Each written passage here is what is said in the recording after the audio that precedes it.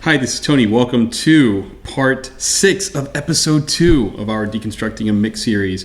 The name of the track is called Dead Kings, and today we're going to talk about master bus processing, or rather the master bus processing that was done on this particular project. So we're going to dive right into it. So let's talk about automation for a second. Something I did here, I think it's about a 1 or maybe it's a half a decibel boost on the downbeat of every quarter note.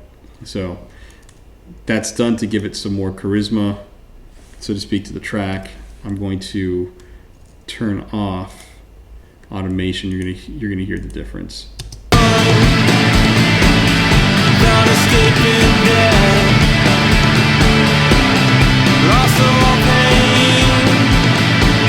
No longer scared or afraid. One amongst dead kings. Mother only wanted you. Flat, right? But she killed your dreams in your voice. And she's one for sure. So it kind of gives a little bit more life that way. So as I mentioned in the first video, everything is routed to this bus master, right? And this bus master is essentially pushing volume into different processors here. So as you can see here, I have a number of plugins that are grayed out. That's on purpose. I left those there just in case I wanted to show you what my thought process was. Now here, these are things that I think may have been ported over on the mix master bus. So again, everything feeds the bus master, and then the bus master feeds the mix master, as you can see here, and the mix master eventually feeds our stereo out, which is right here. So, and then let me close this.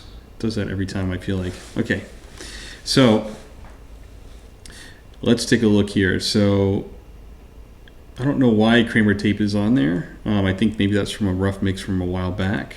Axis EQ, tried fooling around with the saturator, but it just didn't seem to make sense on the master bus. You can say, oh, this is part of the master bus chain because it eventually does feed the master bus, the actual master bus. So this is really more of a volume control, and it's pushing everything into this mix master, which eventually feeds the master bus, which is where we're able to do bounces from. So let's go here. Let's listen to a part of the song here, and we can just get an idea what's going on.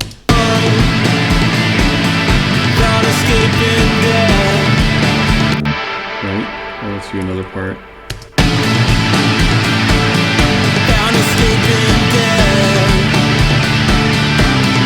Lost of all pain. No longer scared or afraid. One among dead kings. All right, so let's see what's going on here. So in this instance, so here's what happens, right? My template, I have a number of different plugins that are on every track and on every bus, right?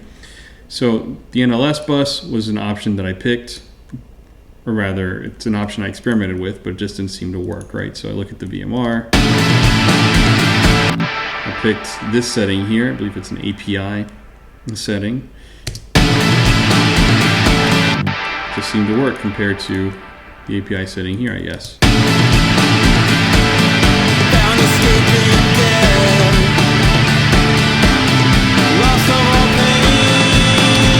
I feel like the API setting adds a little bit more sibilance. I'll do that again.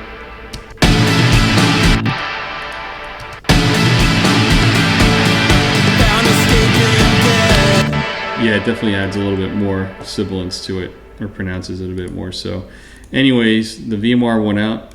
FG-Grey is the Slate version of the SSL bus compressor, and that didn't seem to sound as good as me compared to the Waves SSL bus compressor, again, for this particular project. And we can actually compare them as well. So let's compare.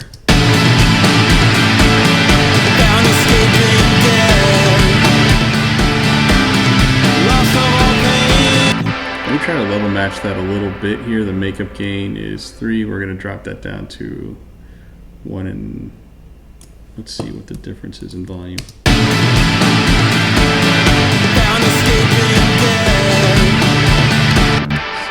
It's a tad louder, so let's move it down to like 1.1. That should be more level matched there.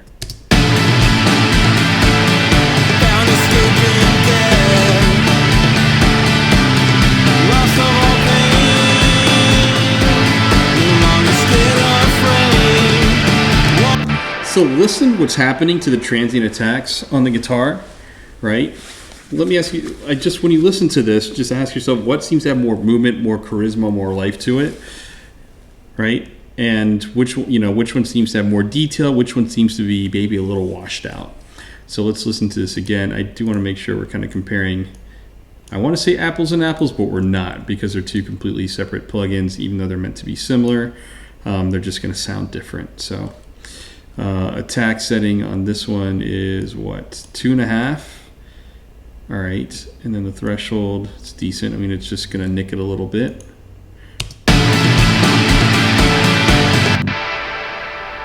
Yep, about fast-ish release. That's about right. Fast-ish attack. Yeah, this is the way I would set this. So, and I'm not just saying it by sight. I set it like that because most of the times when I mix for the master bus compressors, I do have a semi-fast attack. Sometimes a slow attack, semi-fast release, but I could dial the attack back as well. That's at 0.3. Let's see what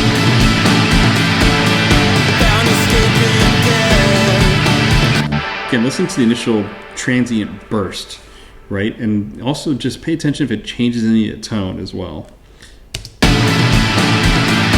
So this is with the FG-Grey turned on and the Waves SSL bus compressor turned off.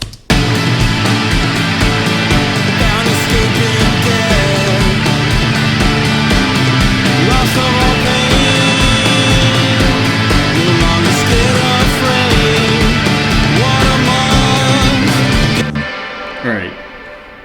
Oops, I got a warning here. Okay. So I'm now going to play the SSL for you.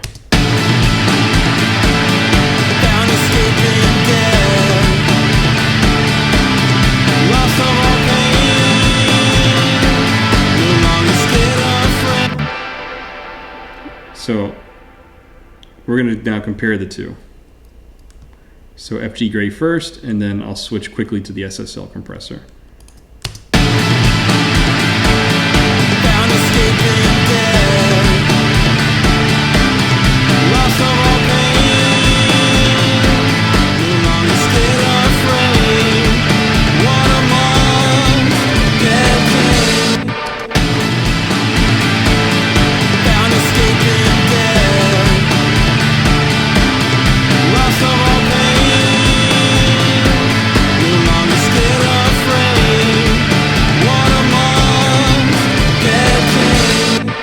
To my ears, the SSL bus compressor, the G Master bus compressor, just works a little bit better than the Slate FG-Grey. To me, some parts just sound like they've got more life, more charisma to it, more movement, which is what we want. Now in mixing, you're like, Tony, I can't really hear the difference. If you really, really pay attention, listen to the bleeding edge of the transient, listening to how maybe potentially affects the tone, and also making, just paying attention to how it makes you feel, right? And at that point, you have to get really, really sensitive.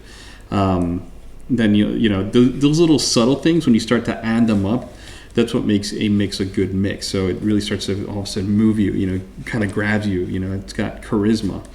So this just seemed to make more sense. It just, to my ear, sounded better, and it also felt better too. Sometimes you can't really say, I can't really tell much of a difference, but somehow this kind of makes me just kind of want to get up and move a bit. Makes me want to listen to the song again, right? And so this just seemed to make sense. We have a slow-ish attack of 10, or at the 10 setting. And I mean, we're just, I think, we're getting about 2 decibels of gain reduction if we look up here, right? Not a lot of gain reduction. So makeup gain, release, semi-fast release. Yep, I tend to do that on the master bus. Not because I've read in some textbook. It just seems to sound best. So in the analog emulation mode. So now this is going to be interesting here. So I tried fooling around with other things here, and so I could have replaced VMR and SSL Comp with the CLA Mixdown, where I'm going to show you the difference between these.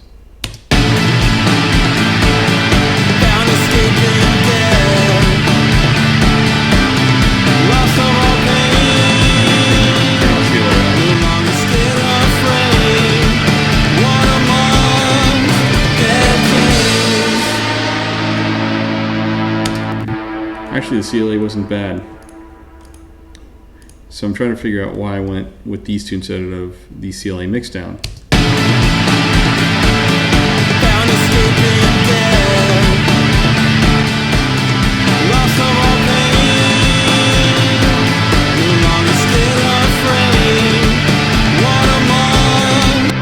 To me, this is apples and oranges. So CLA Mixdown has some aspect of it I like. There's some aspect of it I kind of don't like. There's some aspects of the VMR and SSL Comp I like, and some aspect of it compared to the CLA Mixdown I don't like. But ultimately, for some reason, I decided not to go with it. So now this is going to be interesting here as well. Actually, before I go on to that part, I'm going to just compare this with the Sony Oxford, or rather, I'm sorry, Sonox Oxford Inflator. Sonox used to be called Sony Oxford, and before it was called Sony Oxford, it was called Oxford Digital. And before it was Oxford Digital, if I'm correct, is a number of SSL engineers who were there. Well, they used to be SSL engineers. So let's hear what happens when I do this.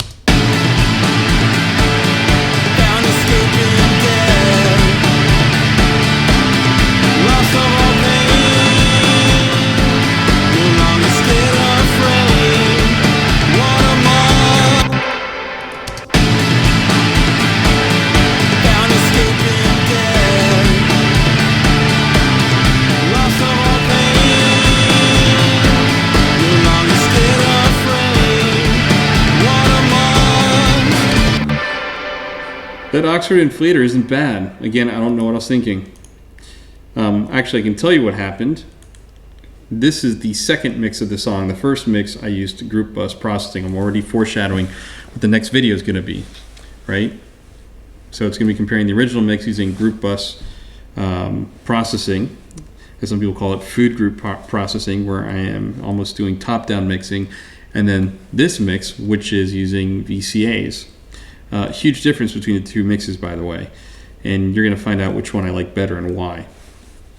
So now this is the part I've been meaning to get to. This part's really interesting, and I mean it this time. I know I said that 2 times in a row before. I used to not take the Ozone plugins, or the plugins that Ozone put out, seriously, and I'll tell you why.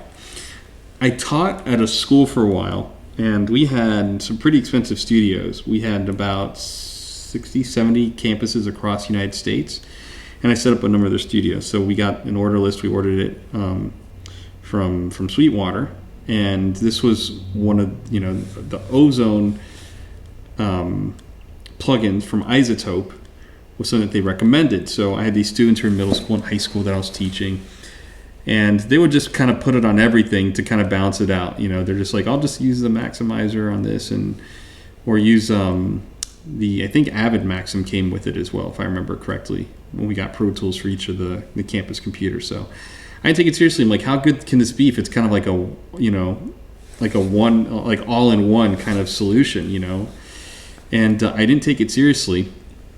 And then I compared it to the L2, and my goodness, it's just way better. And in fact, just because of that, I'm going to put I'm just going to move this out of the way here. I'm going to just get the L2 here, and we're going to compare the difference big time. So I'm going to turn this off, and then I'm going to set it at roughly the same settings, right? So I had the other one at threshold 8, if I remember correctly. Yeah, I had the threshold at 8. So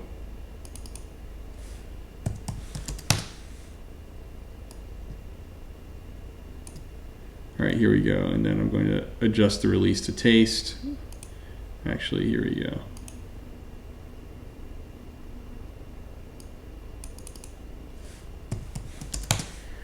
And then I'm going to adjust the release to taste. Whoops. Oh, I got the bouncy ball. Here we go. or the rainbow ball, as I say.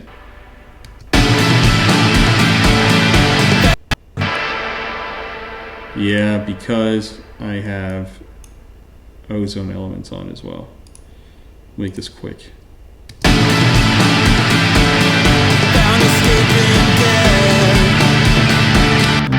It doesn't work for me. If I do this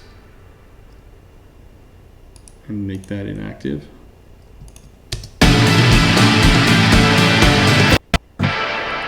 Can't believe it's running out of power, but oh well.